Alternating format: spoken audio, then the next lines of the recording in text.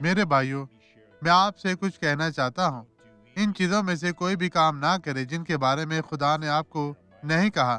یہ یرمیہ باب 46 آیت 6 میں ہے۔ نہ سبکپا بھاگنے پائے گا، نہ بہادر بچ نکلے گا۔ شمال میں دریا فرات کے کنارے انہوں نے ٹھوکر کھائی اور گر پڑے۔ وہ نہیں مانے، انہوں نے اس کی بجائے فرار ہونے کی کوشش کی۔ بھائیو، ایسا نہ کریں۔ آپ کو صرف خدا کے کلام کے مطابق عمل کرنا ہے۔